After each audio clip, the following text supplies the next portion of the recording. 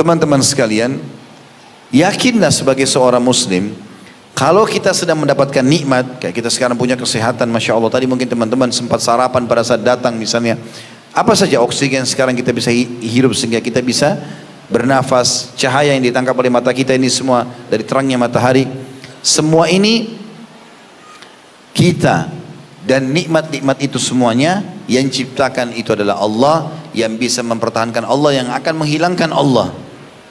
Sebagaimana juga kalau kita sedang ada kesulitan, kalau kita sakit, yang ciptakan kita Allah, la ilaha illallah, tidak ada Tuhan selain Allah yang berhak disembah. Yang menciptakan penyakit Allah, yang bisa menyembuhkan Allah. Kenapa Ustaz saya setiap kali sakit kalau ke dokter lama sekali sembuh? Karena antum bergantung pada dokter, bukan bergantung pada Allah. Resepnya sederhana. Kalau antum lagi sakit mau ke dokter, sebelum ke dokter, angkat tangan ke langit dulu. Setelah memuji Alhamdulillah, wassalatu wassalamu ala Rasulillah, puji Allah, salawat kepada Nabi SAW, lalu mengatakan, Ya Syafi, wahai zat yang memberikan kesembuhan, Ishfini, sembuhkan aku. Tidak bisa bahasa Arab, Ya Allah, sembuhkan aku, hanya Engkau Tuhanku. Jadikanlah dokter ini penyebab aku sembuh. Ke dokter dikasih resep cocok sembuh, bukan dokter yang sembuhin. Makanya resep dokter itu selalu tertulis semoga lekas sembuh. Nggak ada pasti sembuh kan? Dia nggak mungkin jamin pasti sembuh. Dia cuma bisa berusaha. Ada orang jadikan Allah nanti nomor 30. Pertama dokter ini nggak berhasil, pindah dokter itu nggak berhasil, pindah dokter ini. Nanti kalau sudah betul-betul dokter angkat tangan, baru sholat tahajud. Hah? Kenapa nggak dari awal tahajud dulu? Berapa banyak orang Allah sembuhkan tanpa dokter? Banyak orang sakit di padang pasir, nggak ada obatnya. Saya tuh hari pernah ke Mesir, kemudian mampir ke salah satu penjual minyak wangi tradisional. Rupanya mereka dari suku Badui asli padang pasir Mesir gitu. Mereka ceritakan, kami tidak punya obat, tidak punya dokter. Sakit ya sakit, tapi kami selalu sembuh. Lalu mereka mempromosikan beberapa produk mereka, dari daun-daun bunga, mereka rendam dengan air, mereka taruh di tanah, terus berubah semacam ada minyaknya, lalu dipakailah digosok badan. Saya sempat membeli ini untuk menghilangkan sakit ini, sakit itu, kami sudah coba dan seterusnya. Allah SWT jaga mereka, gitu kan? Jadi teman-teman, kita jangan menjadi orang yang menjadikan Allah nomor kesekian, tidak. Makanya kita sebelum keluar rumah disuruh berdoa, sebelum makan berdoa, sebelum minum berdoa, sebelum pakai baju berdoa, sebelum biologis berdoa, supaya hubungkan semua perbuatan kita dengan Allah Subhanahu wa taala. Allah akan mudahkan setelah itu. Lalu kemudian Allah mengatakan juga di ayat 63-nya, ini sampai ayat 75 ya. Amman yahdikum fi dhulumatil barri wal bahri wa man yursilur riyaha bushran baina yadi rahmati ailahum ma'allah ta'ala Allahu amma yusyrikun. Siapakah yang memimpin kamu dalam kegelapan di daratan dan lautan, dan siapa pula yang mendatangkan angin sebagai kabar gembira sebelum kedatangan rahmatnya? Apakah di samping Allah ada Tuhan yang lain? Maha tinggi Allah terhadap apa yang mereka persekutukan dengannya. Maksudnya adalah, siapa yang memberikan kalian panduan pada saat gelap gulita di hutan misalnya, kalian masih bisa berjalan, masih ada sedikit yang kalian lihat cahaya. Gak ada, kalau kecuali ada, pasti ada Tuhan di situ, ada campur tangan pencipta yang mengatur itu semua. Dan siapakah yang mendatangkan angin sebagai berita gembira? Maksudnya angin sebelum turun hujan. Biasanya sebelum hujan ada angin, dan angin itu rasanya enak sekali, sepoi-sepoi, enak, nyaman, baru turun hujan gitu kan. Atau pada saat setelah turun hujan atau sementara turun hujan, anginnya enak, sejuk. Allah mengatakan itu saja tanda-tanda kebesaran ada di situ. Ya. Ayat 64-nya. Amman yabda'ul khalqa thumma yu'iduhu wa man yarzuqukum minas sama'i wal ard a ilahum ma'allah qul hatu burhanakum in kuntum shadiqin. Siapakah yang menciptakan manusia dari permulaan, dari sperma sama sel telur, kemudian mengulanginya lagi, nanti dibangkitkan? Dan siapa pula yang memberikan rezeki kepadamu dari langit dan bumi? Siapa yang keluarin buah-buahan, turunkan hujan, suburkan tanah? Kadang-kadang Allah datangkan tanda-tanda kebesarannya ya. Banyak petani, pekebun ya, mereka betul-betul menganggap dirinya hebat, sudah tanam sekian banyak. Allah SWT datangkan cobaannya. Dalam satu malam Allah datangkan tikus entah dari mana habis, nggak jadi panen. Sekali Allah tahan hujan, kemarau, mengeluh semuanya petani, nggak bisa, nggak ada air. Maka Allah mengatakan, siapa yang memberi kalian rezeki dari langit dan bumi? Katakanlah, tunjukkanlah atau unjukkanlah bukti kebenaranmu jika kamu memang orang-orang yang beriman. Sebelum kita lanjutkan teman-teman, saya juga ingin menitik beratkan sebuah poin di sini. Coba teman-teman di ruangan ini sekarang, di masjid ini, di ruangan ini kita renungi sama-sama. Coba datangkan Tuhan yang disembah selain Allah yang selama ini kita tahu. Pohon misalnya dianggap keramat, patung misalnya dari batu, matahari, apalah jin-jin, penjaga lembah lah segala macam. Apa andil mereka kalau kita lagi lapar, kalau kita lagi haus, disehelai rambut kita? Apa andilnya? Allah nanti akan kita temukan beberapa ayat dari depan. Allah mengatakan, kenapa kalian sembah sekutu-sekutuku itu, yang kalian jadikan sekutu partnernya Allah? Apa yang mereka buat kalian? Tahu teman-teman kenapa orang Mekah dulu dikatakan zaman jahiliyah? Umar bin Khattab radhiyallahu anhu pernah, kadang-kadang kalau beliau lagi duduk, lalu beliau tersenyum sendiri. Sering terjadi, tapi orang segan mau nanya Umar gitu. Karena Umar punya wibawa luar biasa, nggak sembarang orang nanya. Maka satu waktu ada orang beranikan diri bertanya, wahai Amirul Mukminin, di zaman khilafahnya beliau, kenapa anda kadang-kadang kami lihat senyum sendiri? Apa sebabnya? Supaya orang tidak sangka buruk ini, mau tahu sebabnya apa? Kata Umar, saya kadang-kadang teringat masa jahiliyah dulu di Mekah. Apakah kalian tahu? Dulu kami menyembah berhala, dan kami membuat berhala di Mekah dulu harus dari batu-batu Mekah. Dibuat sendiri. Batu itu uniknya teman-teman, dia yang pahat, dia yang bentuk matanya, dia yang bentuk hidungnya, dia yang bentuk mulutnya, kotak, apalah bentuk ini, bentuk hewan segala macam. Dia yang warnain, dia yang pikul di tempat yang dia mau sembah. Kalau rusak dia yang perbaiki. Lalu dia panggil Tuhan, wahai Tuhan, Tuhan dari mana ini? Masa Tuhan dia yang buat? Gitu kan? Umar bilang, saya teringat zaman jahiliyah dulu. Kami harus buat patung yang tidak bisa mendengar, tidak bisa melihat dari batu Mekah. Satu waktu saya pernah keluar dari Mekah, safar. Dan orang Mekah harus sembah, begitu keyakinan mereka zaman itu. Sembah patung tapi harus dari batu Mekah. Saya lupa bawa batu dari Mekah, lupa bawa Tuhan saya. Jadi dia lupa bawa Tuhannya gitu kan. Jalan di tengah jalan, di tengah padang pasir yang sudah jauh. Pada saat saya lagi istirahat sebentar, saya ingin minta keselamatan sama Tuhan saya. Cari, tidak ada Tuhannya, lupa bawa patung dari Mekah. Dia bilang, saya lupa, nggak ada. Saya cari, ada batu banyak di padang pasir, tapi tidak boleh, harus batu Mekah. Saya cari, nggak ada dari Mekah kecuali kurma, makanan saya. Ini dari Mekah, maka saya ambil kurma tersebut, saya bentuk seperti patung. Lalu saya sembah. Ini kata Umar dan saya sembah. Gitu kan? Setelah itu saya lapar, maka saya potong kepala Tuhan saya dan saya makan. Bagaimana gak dinamakan zaman jahiliyah? Yang uniknya di zaman sekarang dengan teknologi canggih masih ada orang begitu. Di Indonesia ada begitu. Saya pernah lewat di suatu bandara di salah satu kota di Indonesia, tidak usah kita sebutkan, nanti ada yang tersinggung lagi. Gitu. Kadang-kadang sensitif sekali kita, suka tersinggung ini segala macam. Saya pas mau pulang ke Jakarta dari kota itu, di bandara ada satu patung di pintu. Saya nggak tahu itu manusia bukan, hewan bukan, apa ini? Hidungnya panjang, matanya belalak, gitu kan? Warnanya merah. Apa ini? Saya sempat tanya, apa ini? Oh, ini salah satu yang dianggap Tuhan. Tuhan dari mana? Hah? Ada bahkan orang taruh depan rumahnya patung dua, sudah pendek, gendut, matanya belalak, pegang pentungan. Tanya kenapa? Bisa tahan pencuri. Siapa yang bilang pencuri bisa kencing itu patung? Hah? Uniknya ada orang Islam ikut-ikutan, taruh patung ada pentungannya. Aneh ini.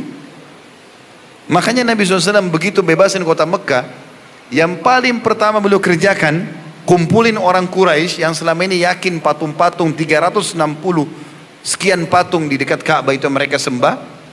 Yang paling besar namanya Hubal. Hubal itu kalau mereka lihat ke atas, dalam buku sejarah dikatakan mereka harus melongok ke atas karena besarnya. Dan dirantai, dipasang rantai, takut Tuhan mereka dicuri.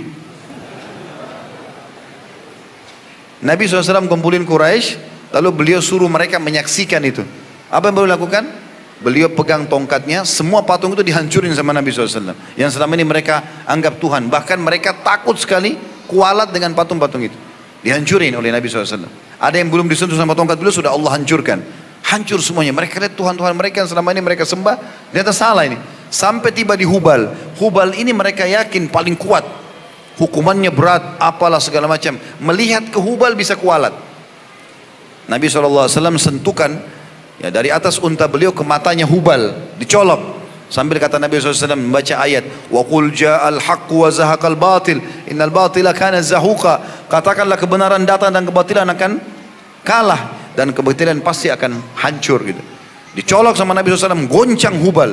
Padahal itu batu, mesti puluhan orang yang bisa menggerakkan. Gerak pun susah, beratnya. Batu gunung utuh besar gitu. Nabi SAW colok, goyang. Lalu Nabi SAW baca lagi kedua kali, dicolok mata sebelahnya. Maka Hubal jatuh pecah semuanya. Semenjak itu, kata para ulama, ahli sejarah mengatakan, orang-orang Quraisy menyadari ternyata mereka sembah selama ini adalah kesalahan. Patung. Rusak pun dia yang perbaiki. Dianggap Tuhan. Orang-orang di Jepang sekarang banyak meyakini matahari sebagai Tuhan. Mereka mengatakan kaisar mereka adalah anak dewa matahari, berarti anaknya Tuhan. Subhanallah, Allah ceritakan Ibrahim alaihissalam pernah itu bertafakkur, memikirkan. Dia lihat bulan, oh ini Tuhan saya, kata Ibrahim alaihissalam. Ditunggu sampai pagi, hilang bulannya, matahari terbit. Lalu Allah ceritakan, tuh lihat matahari, apa Nabi Ibrahim alaihissalam mengatakan? Hada Rabbi, hada akbar. Ini Tuhanku, ini lebih besar matahari. Allah ceritakan dalam Al-Quran. Maka pada saat ditunggu sampai terbenam matahari, terbenam matahari. Maka Ibrahim AS mengatakan, tidak mungkin Tuhanku terbenam. Maka dia mengatakan, saya mau arahkan wajah saya kepada yang telah menciptakan langit dan bumi ini. Bukan cuma matahari dan bulan gitu. Seperti itu ya, fenomenanya. Begitu juga dengan orang yang menyembah syaitan, jin. Iseng ini. Datang ke gua, datang ke pinggir laut, wahai penjaga gua, wahai penjaga laut. Mana itu penjaganya? Pernah lihat?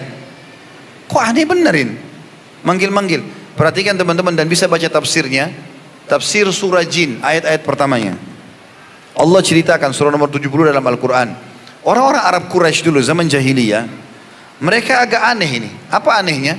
Mereka kalau jalan safar, perjalanan jauh, kalau nginap di sebuah lembah, turun di sebuah lembah, maka pemimpin kafilah yang memimpin kafilah itu langsung bilang sama orang-orang yang sedang jalan sama dia, kumpulkan bekal-bekal makan kalian, keluarkan sebagian, diambillah kayak sesajen gitu. Dia minta dari orang-orang yang jalan sama dia. Lalu dia datang ke tengah-tengah lembah padang pasir, lalu dia mengatakan, wahai penjaga lembah, ini setengah bekal kami, jangan ganggu kami ya. Ini tradisi jahiliyah dulu. Apa kata Allah? Maka fazaduhum rahaqa. Semua syaitan ada di lembah itu tadinya nggak ganggu mereka, tapi akhirnya mengganggu mereka gara-gara perbuatan itu. Alam semesta ini teman-teman, bumi ini, lereng-lereng gunung, gua-gua, lautan, yang ciptakan Allah, yang jaga merawatnya adalah Allah, dan Allah mengutus para malaikat. Baca surah nomor 77 dan 79 dalam Al-Quran. Malaikatlah yang telah mengatur pergantian siang malam, turunnya hujan, populasi manusia, hewan-hewan, mengatur lautan. Malaikat, tidak ada ini, syaitan lemah. Allah mengatakan inna kaida syaitani kana dhaifa. Syaitan lemah, dia hanya terlihat kuat bagi orang yang sengaja takut-takuti dirinya. Antum biar jalan di kuburan, biar lewat di lembah, gak ada yang ganggu antum itu. Yang buat terganggu gara-gara dia sendiri membuat rekayasa-rekayasa informasi dusta, bohong. Bukankah sinetron kita perusahaan akidah di Indonesia ini sering terjadi?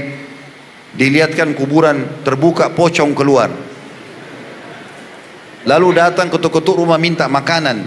Siapa di sini yang pernah kedatangan kakeknya minta makanan dengan baju pocongnya? Ada? Ini kedustaan dari mana ini? Tapi kalau antum tanamkan itu sebagai sebuah keyakinan, nanti antum bisa lihat betul permainan syaitan. Coba kita bongkar kedoknya syaitan ya. Walaupun pasti syaitan marah sama saya gara-gara ini. Biarin aja dia marah. Kalau ada orang bunuh diri di satu rumah, saya pernah tanya jemaah saya ini, Bapak Ibu sekalian, kalau ada rumah ada orang pernah bunuh diri di situ, mau beli nggak rumahnya?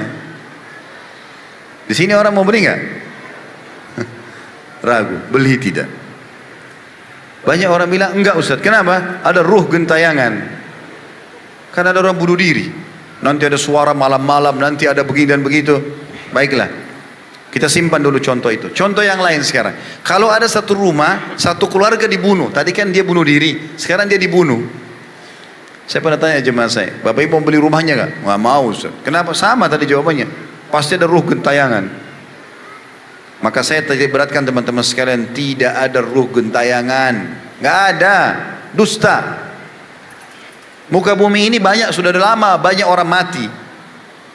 Bahkan mungkin bukan mustahil, tanah-tanah kuburan mereka sudah menjadi dinding-dinding rumah kita. Imam Qurtubi menukil kisah itu dalam buku beliau At-Tadhkirah. Beliau mengatakan, saya menyaksikan sendiri di Spanyol, ada kuburan-kuburan orang-orang non-muslim yang sebelumnya dulu dibongkar oleh sebagian orang, lalu dipikullah tanah-tanah itu untuk dikelola lagi kembali, lalu dijadikan dinding-dinding bangunan. Tidak ada namanya tempat angker, nggak ada dalam Islam itu. Nggak ada itu semua. Orang kalau sudah mati teman-teman di alam barzah, saya sebutkan haditsnya Bukhari. Kata Nabi SAW, kalau orang mukmin meninggal dunia, maka akan datang kepadanya 3 sosok malaikat. Satu malaikat maut di ubun-ubun kepalanya, dan ini demi Allah kita akan saksikan nanti. Tinggal bertahan menjadi orang beriman, kita akan lihat ini teman-teman sekalian. Malaikat maut di ubun-ubun kepala, 2 kiri kanan malaikat rahmah, kasih sayang, membawa kain kafan dari surga. Lalu malaikat maut akan mengatakan, hai jiwa yang baik, ya ayyatuhan nafsul mutmainnah, irji ila rabbiki radiyatan mardiyah. Dalam Al-Quran dikatakan, keluarlah kau kepada rahmat Tuhanmu. Maka kata Nabi SAW, ruh itu keluar dari jasad orang beriman tadi lebih mudah daripada air dari mulut kendi, cepat sekali. Belum sesaat keluar, malaikat kiri kanannya rahmah yang membawa kain kafan dari surga, membungkusnya dengan kain kafan tersebut, lalu membawanya menembus 7 lapis langit. Dan setiap kali malaikat menembus pintu-pintu langit, semua malaikat di langit berkata, ruhnya siapa ini? Sungguh mulia ruh ini. Kenapa? Karena kata Nabi SAW, ruh ini mengeluarkan bau lebih wangi dari bau kasturi. Insya Allah semoga kita termasuk ini. Maka malaikat rahmah yang membawa mengatakan, ini fulan bin fulan, namanya yang paling baik di dunia. Lalu sampai di langit ke-7 terdengar suara yang mengatakan, catatkan hambaku ini termasuk ahli surga, kembalikan dari dunia, di sana saya ciptakan, di sana pula saya akan bangkitkan. Dia kembalikanlah ruhnya bersamanya, jasadnya diantar oleh kerabatnya. Kata Nabi SAW, waktu 3 langkah pengantarnya pulang, maka Allah mengutus kepadanya malaikat yang lain di kuburan, Munkar Nakir, lalu dudukkan dia. Lalu kemudian menanyakan kepada dia pertanyaan, siapa Tuhanmu, siapa Nabimu, apa kitabmu? Maka kalau dia orang beriman, kata Nabi SAW, dia akan jawab dengan sangat mudah sesuai dengan firman Allah SWT, yuthabbitullahu alladhina amanu bil qawli tsabiti fil hayati dunya wa fil akhirah. Allah akan menetapkan jawaban di lisan orang-orang beriman untuk mengetahui atau menjawab di dunia dan di akhirat. Di dunia kalau ditanya, kenapa kau beriman sama Allah, kenapa kau mengakui Al-Quran, seperti kita jelaskan sekarang, kita tahu. Di akhirat adalah pertanyaan para malaikat di kuburan, kata ulama tafsir.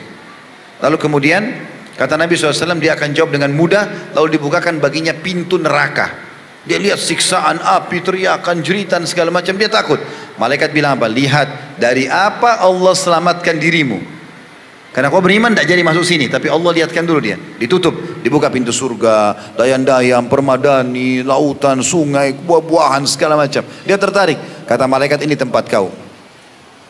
Setelah itu, dia berdoa mengatakan, ya Allah, cepatkan waktu, cepat kiamat, maksudnya aku ingin masuk ke surgaku.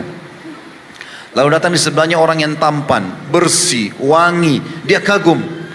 Maka dia karena kagum, dia mengatakan, siapa kau ini? Sungguh sempurna ciptaan Allah pada dirimu. Dia mengatakan, aku adalah amal solehmu yang akan menemani kau sampai hari kiamat. Jadi sholat kita, puasa kita, majlis ilmu begini, semuanya, zikir, baca Quran, doa, akan jadi makhluk di kuburan menemani kita. Lalu kemudian terdengarlah Allah SWT berfirman mengatakan kepada para malaikat, ya, bentangkan permadani dari surga buat hambaku ini. Maka terbukalah permadani tersebut, lalu dia mencium bau wanginya surga tersebut, dan dia menikmati, bisa melihat surganya. Maka jadilah kuburannya taman dari taman surga. Taman dari taman surga. Ini kalau orang beriman, selamanya sampai hari kebangkitan. Kalau orang fasik, muslim tapi banyak dosanya, dan orang kafir, kafir masuk orang musyrik, orang munafik, semua masuk dalam kafir, Maka akan datang 3 sosok malaikat. 1 malaikat maut di bunuh-bunuh kepala, 2 malaikat penyiksa di kiri kanannya. Bawa kain kafan dari neraka. Lalu akan berkata malaikat maut, hai jiwa yang busuk, keluar kepada murka Tuhanmu. Wa na'udzubillah. Semoga Allah selamatkan kita dari ini. Maka yang terjadi teman-teman sekalian, ruhnya nggak mau keluar kata Nabi SAW. Berantakan di tubuhnya. Maka malaikat maut mencambuk wajah dan bokong mereka dengan keras. Sebagaimana Allah jelaskan dalam surah Al-Anfal. Maka dicabutlah ruhnya dengan cara paksa. Kata Nabi SAW, ibaratnya seperti bulu domba yang dibasahkan, dililitkan di pohon berduri lalu ditarik dengan keras sehingga berantakanlah bulu domba itu.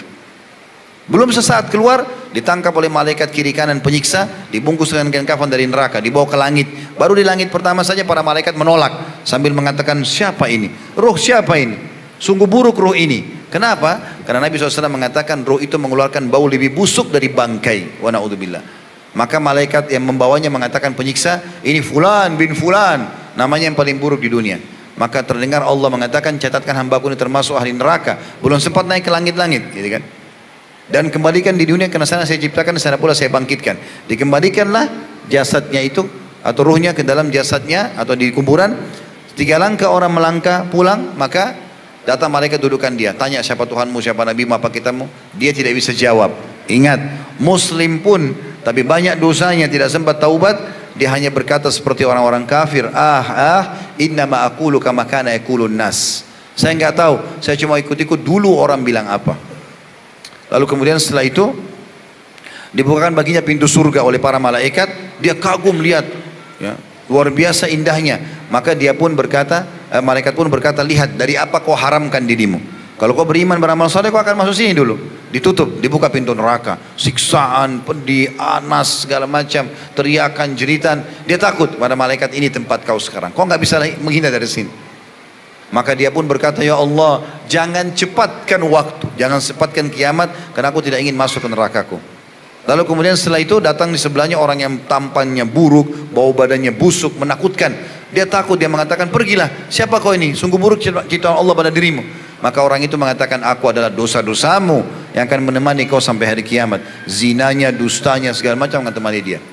Kemudian setelah itu, kata Nabi SAW, dinding kuburannya dalam hadis Bukhari, dinding kuburannya akan menjepit tubuhnya sampai tulang rusuknya seperti ini.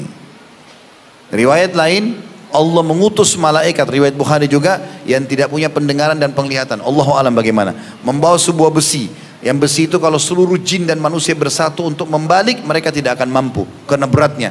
Dipukulkanlah kepada orang ini, dan seluruh makhluknya Allah mendengarkan kecuali jin dan manusia. Karena kalau mereka dengarkan cambukan malaikat itu, mereka akan meninggal seketika.